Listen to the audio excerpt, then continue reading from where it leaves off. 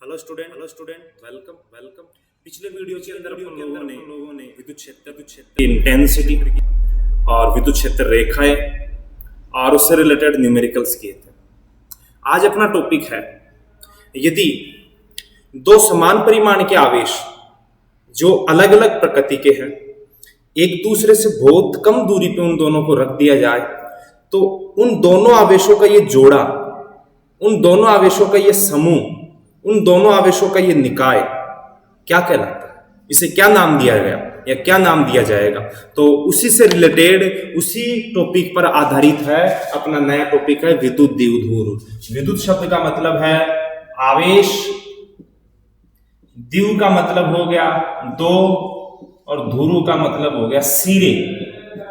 तो आवेश के दो सिरे, एक प्लस होता है एक माइनस होता है, दोनों समान परिमाण के हो और एक दूसरे से बहुत कम डिस्टेंस पे हो, बहुत कम डिस्टेंस पे, तो आवेशों का ये जोड़ा, आवेशों का ये युग्म, आवेशों का ये सिस्टम, ये निकाय, ये समूह ही विद्युत द्विध्रुव कहलाता है।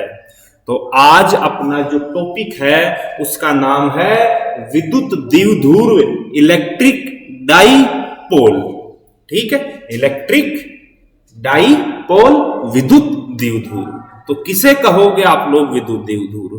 तो दो स्थिर बिंदुवत आवेश जो परिमाण में समान है, विजातीय है, एक दूसरे से बहुत कम डिस्टेंस पे स्थित हो, तो आवेशों का ये जोड़ा, आवेशों का ये सिस्टम विद्युत द्विध्रुव कहलाता है। ओके बेटा, इन दोनों का जो सेंटर पॉइंट है, इन दोनों को मिलाने वाली जो रेखा है उसका बीचों बीच का जो बिंदु है, इसको विद्युत द्विध्रुव का केंद्र कहते हैं बेटा। क्या कहते हैं इसको? विद्युत द्विध्रुव का केंद्र। ओके, और इन दोनों रेखाओं को दोनों आवेशों को जो मिलाने वाली जो रेखा है, इस रेखा का नाम रखा गया है बेटा अक्षीय रेखा। अक्षीय रेखा। और इस अक्षीय रेखा के लंबवत और विद्युत द्विध्रुव के केंद्र से गुजरने वाली इस रेखा का नाम रखा गया है निरक्षीय रेखा। निरक्षीय रेखा, इसको विषुवतीय रेखा भी कहते हैं अपन लोग, विषुवतीय रेखा। तो बेटा ये छोटा सा 1 या 2 नंबर का पूछे जाने वाला क्वेश्चन है कि विद्युत द्विध्रुव क्या है, इसका इंट्रोडक्शन आना चाहिए आप लोगों को। तो जब दो समान परिमाण के विजातीय आवेश एक दूसरे से अत्यल्प दूरी पर स्थित हो तो आवेशों का ये जोड़ा विद्युत द्विध्रुव कहलाता है, और इनका बीचों बीच का पॉइंट द्विध्रुव का सेंटर कहलाता है। इन दोनों आवेशों को मिलाने वाली रेखा को अक्षीय रेखा कहते हैं, और इस केंद्र से और अक्षीय रेखा के लंबवत गुजरने वाली रेखा को निरक्षीय रेखा या विषुवतीय रेखा कहते हैं। बेटा द्विध्रुव के बीच की दूरी को अपनी बुक में या नोट्स में या तो 2L से दर्शाया गया और या 2A से दर्शाया गया है, या तो 2L मिलेगा या 2A। जरूरी है क्या 2L 2A ले? ना बेटा, दूरी है, दूरी को चाहो तो x से रिप्रेजेंट करो, d से दर्शाओ, l से दर्शाओ, स्मॉल a से दर्शाओ, r से दर्शाओ, किसी से भी दर्शाओ। लेकिन फिर मैंने नोट्स में और बुक के अंदर ये 2L और 2A क्यों काम में ले रखा है, तो उसका रीजन मैं बता देता हूं बेटा आप लोगों को। वो कोई बड़ी भारी बात नहीं है बेटा, सिंपल सी है। सेंटर है तो सेंटर है, इसका मतलब है ये आवेश इस सेंटर से जितनी डिस्टेंस पे है, जैसे L डिस्टेंस पे, उतनी डिस्टेंस पे ये आवेश है L, तो L और L कितना हो गया 2L। यदि मैं पूरी लंबाई 2L लूं, पूरी लंबाई यदि इन दोनों के बीच की टोटल दूरी को ही मैं L लूं, तो जब मैं आधा आधा करूंगा तो L/2 और L/2, और आगे कैलकुलेशन में कुछ फॉर्मूलों के अंदर अपने को इस लंबाई को काम में लेना पड़ेगा।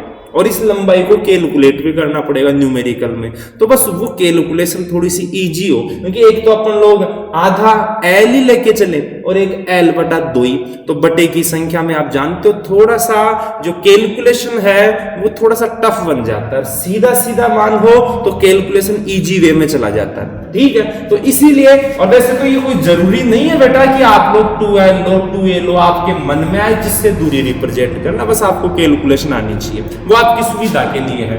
तो इस बीच की दूरी को 2a से या किसी से भी दर्शा सकते हैं, तो इसको कहते हैं अपन लोग विद्युत द्विध्रुव। ओके बेटा, अब विद्युत द्विध्रुव क्या है?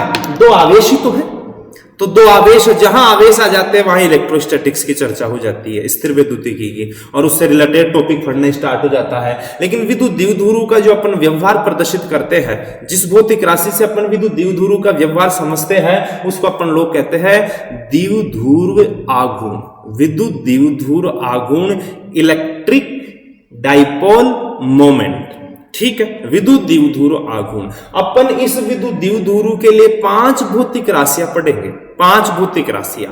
पहली भौतिक राशि है विद्युत द्विध्रुव आघूर्ण, नहीं पता, अभी बताएंगे किसे कहते हैं।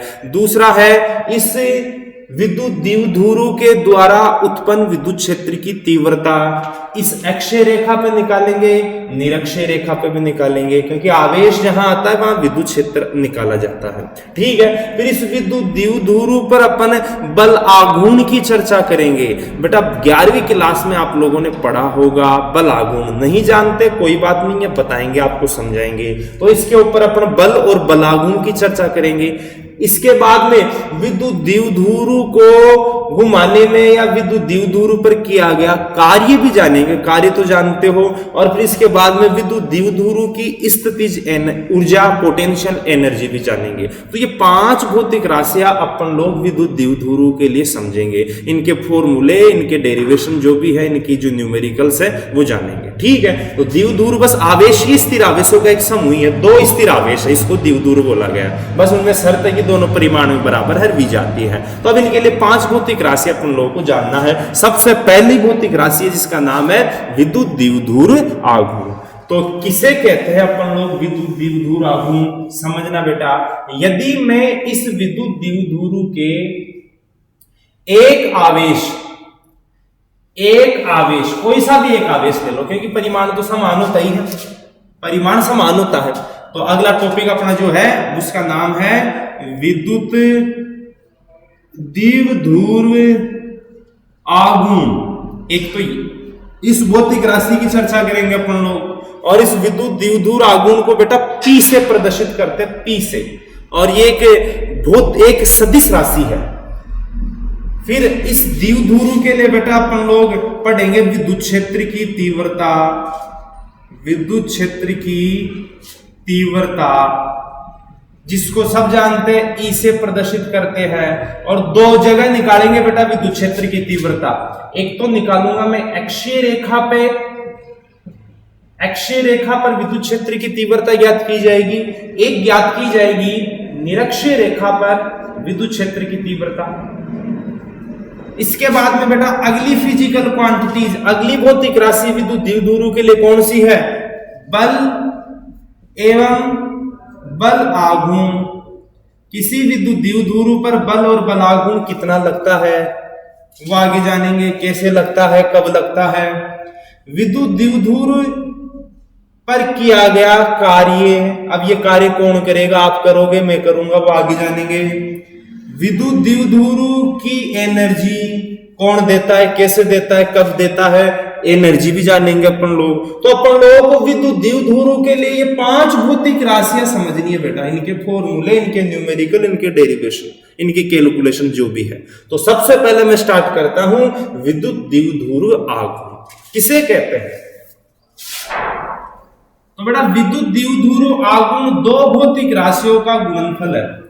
कौन सी 2 भौतिक राशि? वो विद्युत द्विध्रुव के पास ही है वो दोनों भौतिक राशि।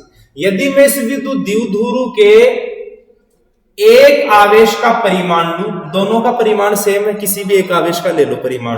तो यदि मैं इस विद्युत द्विध्रुव के एक आवेश का परिमाण, तो Q गुणा गुणा यदि इस आवेश के परिमाण को मैं दोनों के बीच की जो दूरी है अत्यल्प इससे गुणा कर दूं तो आवेश का मात्रक कूलाम, दूरी का मात्रक मीटर। तो जब मैं इन दो भौतिक राशियों को गुणा करता हूं तो एक तीसरी भौतिक राशि मिलती है जिसका नाम है कूलाम इंटू मीटर, जिसका मात्रक है सॉरी कूलाम इंटू मीटर। बस इसी भौतिक राशि का, इस तीसरी भौतिक राशि को अपन लोग विद्युत द्विध्रुव आघूर्ण कहते हैं। विद्युत द्विध्रुव आघूर्ण। तो जब किसी विद्युत द्विध्रुव के एक आवेश के परिमाण को बीच की दूरी से गुणा किया जाता है तो मिलने वाली भौतिक राशि, मिलने वाला जो मान है उसे अपन लोग कहते हैं विद्युत द्विध्रुव आघूर्ण कहते हैं। जिसका मात्रक क्या हो गया? जिसका मात्रक हो गया आवेश का तो हो गया कूलाम और दूरी का मात्रक हो गया मीटर। फिर से मैं कह रहा हूं, बार बार अब नहीं कहूंगा, ये जो दूरी है ये दूरी ही है। इस 2a से कंफ्यूज मत होना। आप इसको d भी ले सकते हो, r भी ले सकते हो, small a, small l, x वगैरह वगैरह कुछ भी ले सकते हो आपके मन में आए। ठीक है। दूसरी एक कंफ्यूजन न्यूमेरिकल में कर देते हैं अधिकांश बच्चे, बेटा ये मात्रक जल्दबाजी में यदि आपको इस मात्रक के साथ आपको मान दे दिया जाए इसका तो जल्दबाजी में इसको सेंटीमीटर फट के कोई गलती मत कर देना। ये सेंटीमीटर नहीं मिलेगा आप लोगों को, ये से मिलेगा कूलाम तो बड़ा और मीटर से छोटा। ठीक है, इस प्रकार से मिलेगा आपको। तो आप सेंटीमीटर फट के कोई गलत न्यूमेरिकल को मत कर देना। तो बेटा विद्युत द्विध्रुव आघूर्ण किसे कहते हैं? किसे कहते हो? जब किसी विद्युत द्विध्रुव के एक आवेश के परिमाण को बीच की दूरी से गुणा कर दिया जाए तो मिलने वाली भौतिक राशि विद्युत द्विध्रुव आघूर्ण कहलाता है। ठीक है। अब ये एक सदिश राशि है। कब? जब अपन इसको विस्थापन मान के चले तो Q गुणा 2a को विस्थापन मानो आप लोग, और ये सदिश राशि है। ये क्या है कि सदिश राशि, और इसकी दिशा किधर देखी गई, किधर होती इसकी दिशा?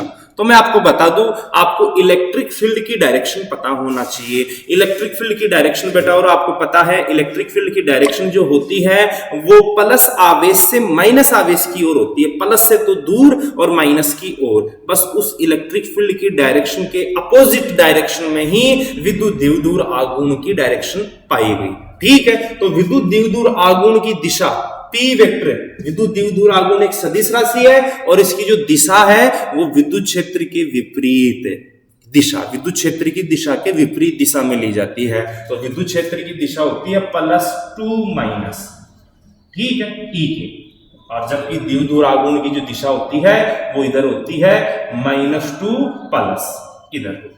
तो ये याद रखना है बेटा आप लोगों को। ठीक है। तो विद्युत द्विध्रुव आघूर्ण ये पहली भौतिक राशि है। जब आवेश के परिमाण को बीच की दूरी से गुणा करते हैं तो मिलने वाली भौतिक राशि को अपन विद्युत द्विध्रुव आघूर्ण कहते हैं, जिसका मात्रक हो गया कूलाम इंटू मीटर। ये एक सदिश राशि है और इसकी दिशा होती है माइनस से किधर, प्लस की ओर होती है। अच्छा, इसकी वीमा, तो वीमा जहां मात्रक आ जाए वहां वीमा अपने आप आ जाती है। मात्रक है कूलाम इंटू मीटर। अब आपको कूलाम का वीमा आना चाहिए, तो कूलाम का वीमा होता है A1 T1 और मीटर लंबाई का वीमा होता है L1। टोटल करते हैं तो M0 L1 और T1 और A1, ये विद्युत द्विध्रुव आघूर्ण की वीमा होगी। क्या होगी? वीमा। वीमीय सूत्र होगा इसका। ठीक है। तो चलो बेटा अब इससे रिलेटेड अपन एक दो न्यूमेरिकल करते हैं।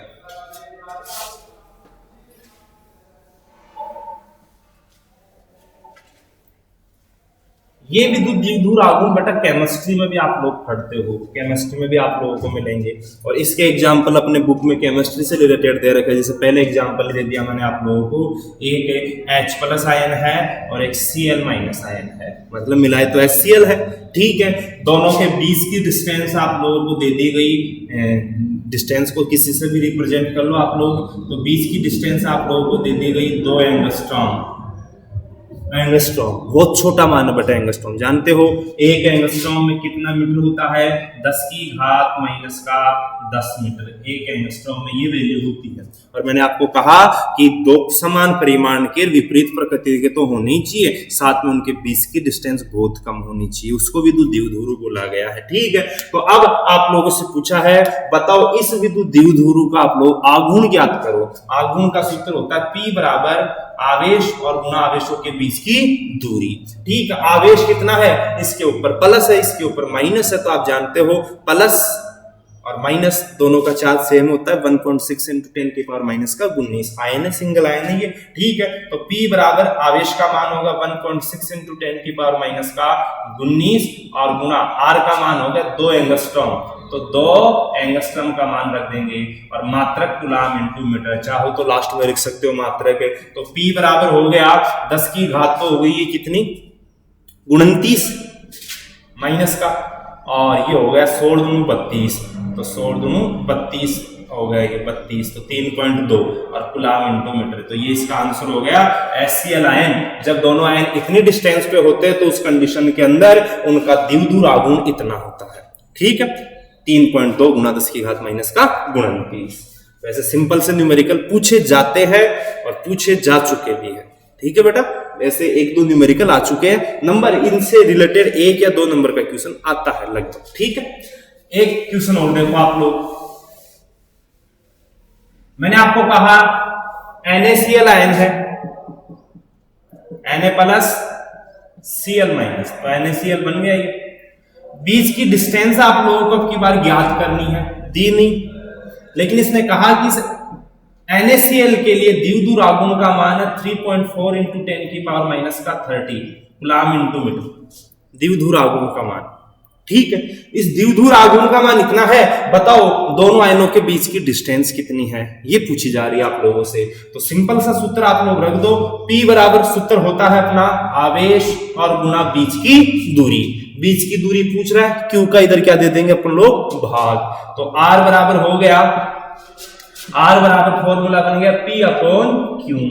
ठीक है, अब अपन लोग P का मान रख देंगे, तो P का मान है 3.4 गुना 10 की घात माइनस का 30 coulomb into metre upon Q आवेश का मान, तो आवेश एक धन आयन है एक ऋण आयन है, सिंगल आयन भी दोनों, तो दोनों का सेम होता है 1.6 इंटू 10 की पावर माइनस का 19।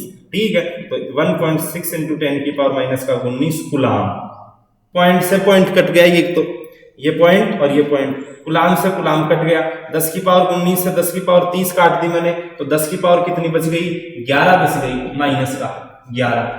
ठीक है, मात्रक में क्या बचा, मीटर बचा, मात्रक में मीटर। ओके, और अब 3 पॉइंट वो 34 में 16 का भाग, तो 16 दूनी 32, 2 बार गया, नीचे बच गया 2, नहीं जा रहा, पॉइंट लगा दिया आपने 20, तो 20 में एक बार गया, 16 एकम 16, कितने बचे 4, पॉइंट लगी हुई है 40, 16 दूनी 32, तो कितनी आई बीच की डिस्टेंस, R बराबर 2.12 गुना 10 की पावर माइनस 11 मीटर। ऐसे सीधे क्वेश्चन आपसे पूछे जाते हैं। ठीक है, आपको डिस्टेंस दे दे और आपसे द्विध्रुव आघूर्ण पूछा जाए, आप लोगों को द्विध्रुव आघूर्ण दे दे, आप लोगों से डिस्टेंस पूछी जाए, तो कुछ भी पूछी जाए आप लोग कर सकते हो। ओके बेटा, और देखो इससे रिलेटेड अब थोड़े अलग से क्वेश्चन करवाते हैं, अच्छे क्वेश्चन जो अपने बुक में दे रखे हैं। आप लोगों को कहा गया एक ट्रायंगल है, ठीक है, ये एक समबाहु त्रिभुज है, ये वाला। इस समबाहु त्रिभुज की प्रत्येक भुजा की लंबाई ले ली मैंने L। इस समबाहु त्रिभुज के 2 कोनों पर तो रखा गया है माइनस आवेश, माइनस Q माइनस Q, और इस कोने पे रखा गया है प्लस का 2Q। आप बताओ इसका कुल द्विध्रुव आघूर्ण कितना हुआ। अब मैंने कहा बेटा द्विध्रुव आघूर्ण सदिश राशि है और सदिशों को जोड़ने के लिए सदिश नियमों की सहायता ली जाती है।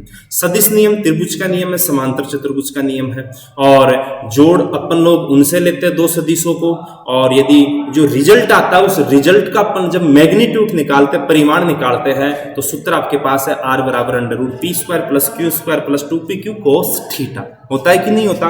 तो यहां द्विध्रुव आघूर्ण पूछा जा रहा है आपसे, नेट द्विध्रुव आघूर्ण। तो द्विध्रुव आघूर्ण तो तभी निकाला करते हैं जब 2 समान परिमाण के आवेश हो और विपरीत प्रकृति के हो और एक दूसरे से कुछ डिस्टेंस पर रखे हो।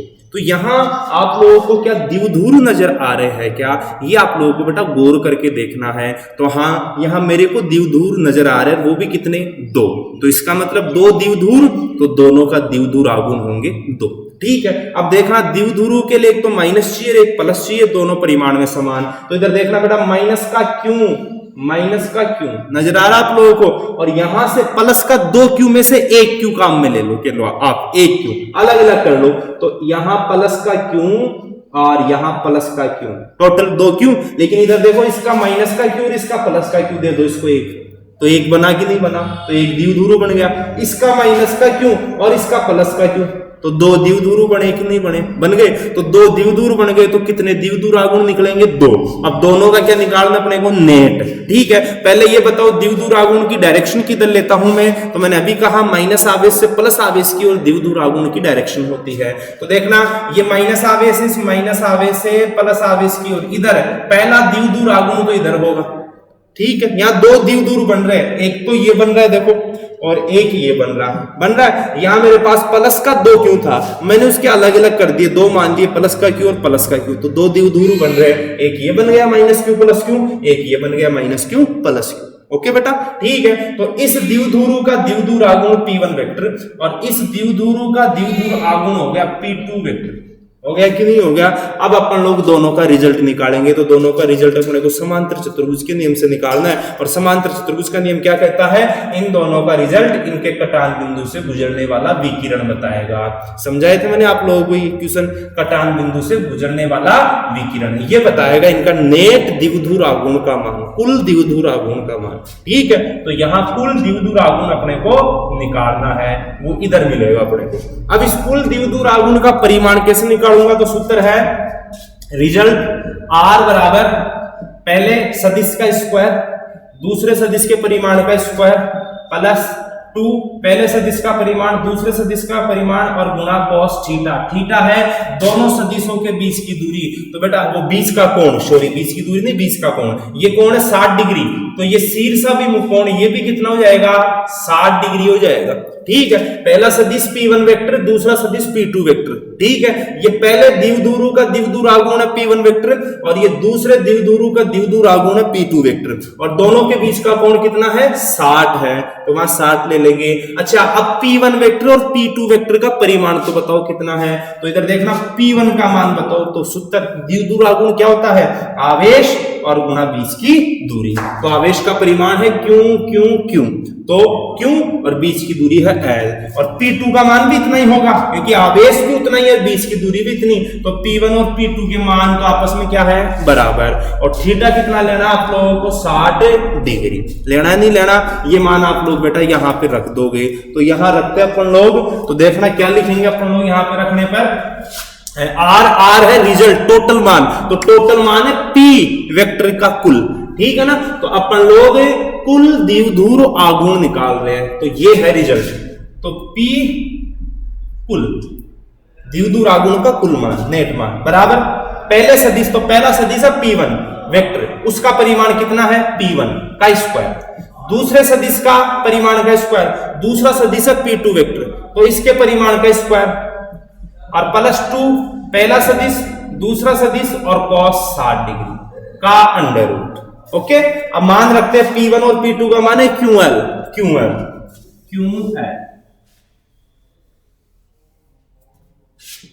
P कुल, तो P1, अच्छा P1 का मान तो QL का स्क्वायर प्लस QL का स्क्वायर और प्लस 2। अब P1 और P2 गुणा में हो रहा है, तो P1 का मान भी QL, P2 का मान भी QL, और गुणा करूंगा तो QL का स्क्वायर, और cos 60 का मान आप जानते हो कितना होता है 1/2। ठीक है, तो 2 से 2 कैंसिल हो गया, तो टोटल द्विध्रुव आघूर्ण कितना आएगा, तो ये कितना आ गया, एक QL स्क्वायर कितनी बार जुड़ रहा है, 3 बार जुड़ रहा है, तो अंडर रूट 3 QL स्क्वायर। अब बेटा इसका अंडर रूट लीजिए आप, तो 3 का अंडर रूट हो गया 3 अंडर रूट 3, और QL स्क्वायर का अंडर रूट हो गया QL, तो ये टोटल द्विध्रुव आघूर्ण का मान आ गया, कुल द्विध्रुव आघूर्ण का मान आ गया। तो इस प्रकार से अपने से क्वेश्चन पूछे जाते हैं। तो क्वेश्चन दोबारा से सुनना बेटा आप लोग, क्या है क्वेश्चन आपकी बुक का ही है कि एक त्रिभुज है इस त्रिभुज के दो सिरों पर तो माइनस क्यों आवेश रखे गए हैं, एक तीसरे सिरे पे प्लस का 2 क्यों आवेश रखा गया है। समबाहु त्रिभुज है, तीनों भुजा L है, प्रत्येक एंगल 60 डिग्री का है। बताओ टोटल द्विध्रुव आघूर्ण कितना होगा। तो अपने को द्विध्रुव आघूर्ण वही निकालना होता है जहां पर द्विध्रुव पाया जाता है, और द्विध्रुव की पहचान है दो समान परिमाण और विपरीत प्रकृति के आवेश। तो मैंने 2 क्यू के अलग अलग दो टुकड़े कर दिए, क्यों और क्यों। तो एक क्यू को तो इसके साथ लिया, इसके साथ लिया और द्विध्रुव बन गया, एक क्यू को इसके साथ माना, द्विध्रुव बन गया। तो दो द्विध्रुव और दोनों द्विध्रुवों का द्विध्रुव आघूर्ण, एक का तो P1 माना और एक का P2, और द्विध्रुव आघूर्ण की डायरेक्शन होती है माइनस से प्लस, तो माइनस से प्लस P1 माइनस से प्लस P2, फिर दोनों का रिजल्ट समांतर चतुर्भुज के नियम से दोनों के कटान बिंदु से गुजरने वाली रेखा बताती है, और फिर इसका मान निकाल लिया अपन लोगों ने इस प्रकार से। ओके बेटा, तो ये न्यूमेरिकल भी इस द्विध्रुव आघूर्ण से रिलेटेड ही था। अब एक और देखो आप लोग, द्विध्रुव आघूर्ण से रिलेटेड जो न्यूमेरिकल दे रखा है, आपकी बुक का ही है ये भी। आपको क्वेश्चन बोला जा रहा है, अगला क्वेश्चन है कि आपके पास दो आवेश है, दोनों आवेशों का परिमाण है 2.5 गुना 10 की पावर माइनस का 7 है, ठीक है। और एक प्लस का लेना है, एक माइनस का लेना है, ठीक है। और उन दोनों को ऐसे रखा गया है, सुनना बेटा, दो आवेश है, पहला आवेश है ए पॉइंट पे रखा गया है, उसका मान है प्लस का 2.5 गुना 10 की पावर माइनस 7 कूलम। ओके, दूसरा आवेश है वो है बी पॉइंट पे, उसका मान है माइनस में 2.5 गुना 10 की पावर माइनस 7 कूलम। ओके, ठीक है। आपसे क्वेश्चन पूछा जा रहा है, अच्छा दोनों के बीच की दूरी नहीं दी, इन्होंने दोनों के बीच का जो है निर्देशांक दे दिया बेटा। निर्देशांक इस प्रकार से दे दिया आप लोगों को, 0, 15 सेंटीमीटर में है और 0 और -15 सेंटीमीटर में है और 0। इसका मतलब आप समझ गए, 0 x का मान 0 है, मतलब ये पॉइंट चार्ज है ना वो x एक्स पर नहीं है, y का मान दे रखा है, इसका मतलब y पे है, और z का मान 0 है, मतलब z पर भी नहीं है। तो मतलब ये वाली जो पॉइंट है, ये वाले पॉइंट y एक्स पे रखे गए,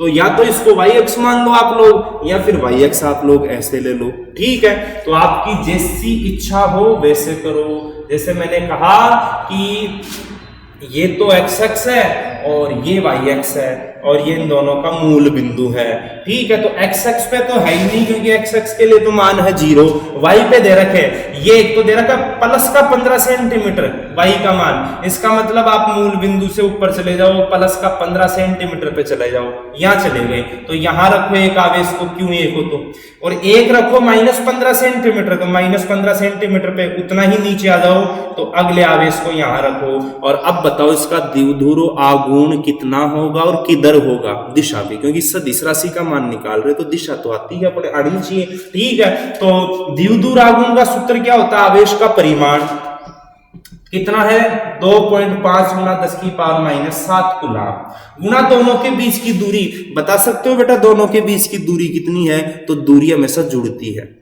आप जानते, मतलब पॉजिटिव ही ली जाती है दूरी, कभी ऋणात्मक नहीं आती। तो ये टोटल दूरी 15 और 15 नीचे, तो कितना हो गया, ये 30 सेंटीमीटर हो गया, 30 सेंटीमीटर। तो 30 और सेंटीमीटर को मीटर बनाना ही पड़ेगा, क्योंकि अपन एक ही पद्धति में लेंगे, तो -2 और फिर मीटर। इसको सोल्व कर लेते हैं अपन लोग बेटा, तो P बराबर कितना आएगा, तो पहले तो घात सोल्व करो आप लोग। तो मैंने यहाँ से पॉइंट उठाई 2.5 की, पॉइंट उठाई 1 10 आया, ये 10 इसको काट रहा है 0 को, और 10 की घात हो गई बेटा कितनी, 9 हो गई, 10 की घात हो गई, तो 10 की घात हो गई -9। अब आप लोग बेटा 3 को 25 से गुणा कर लो, 3 जो है उसको अपन लोग 25 से गुणा कर लेते हैं, क्योंकि 15 और 15 30 हो गई थी, तो 25 भी 75 हो गया बेटा, तो 75 और गुना 10 की घात -7, ये आप लोगों का आंसर आ गया। और मात्रक है कूलम इनटू